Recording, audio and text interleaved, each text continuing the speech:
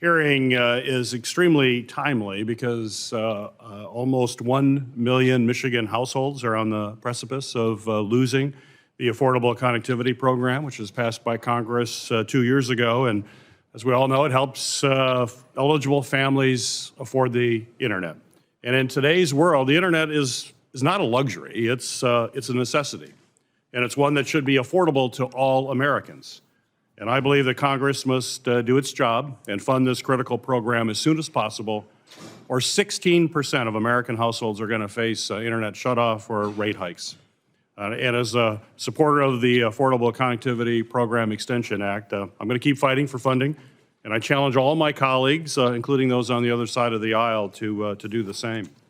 Ms. DeWitt, my first question is for you. In your testimony, you mentioned how the Affordable Connectivity Program is closely linked to the state's ongoing plans for BEAD deployment. My state of Michigan received nearly $1.6 billion in BEAD funding, the fourth highest allocation in the nation, to close the digital divide and to bring high-speed internet to every corner of Michigan, which is both urban, suburban, and vast tracts of rural areas as well.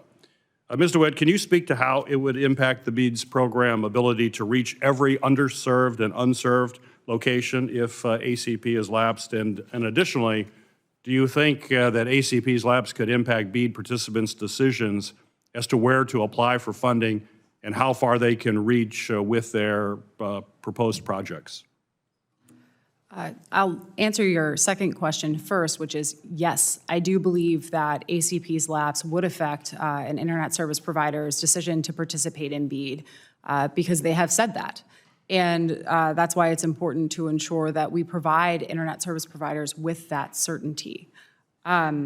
With respect to the BEAD program writ large, in short, we need every single dollar to connect unserved and underserved Americans across this country. As you outlined, Michigan is one of the states that has a complicated problem ahead of them.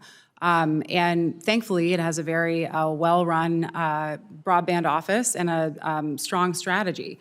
But I think that the important consideration is that BEAD and ACP were designed to work together. They are designed to work in tandem to defray the costs of building networks, whether we are looking at urban, rural, or suburban communities.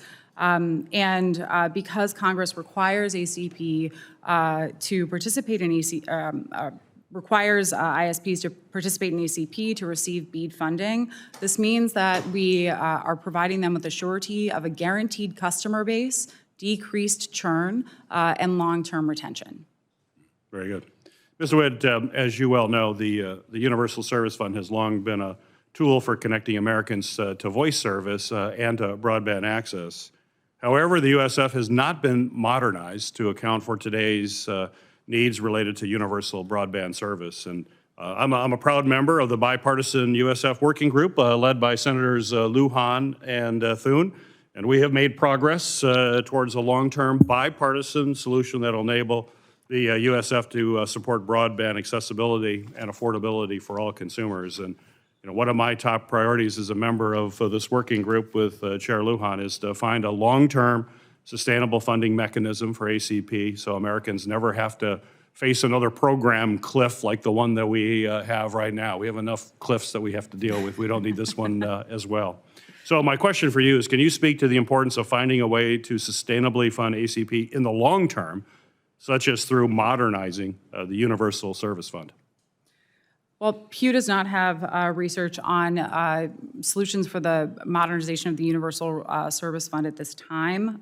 We do know that it is needed, and it is needed for all of the reasons that you just outlined, which is why we appreciate the work of you and others on that bipartisan and bicameral working group to identify one, including incorporating the ACP into that program. However, universal service reform will take time. It will take time to come to agreement, and moreover, it will take time to implement.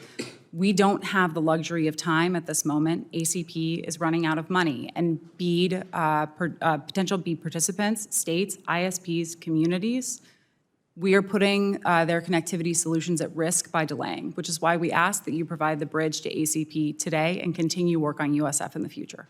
Right. Well, thank you for your answers. Chair Lujan, thank you so much.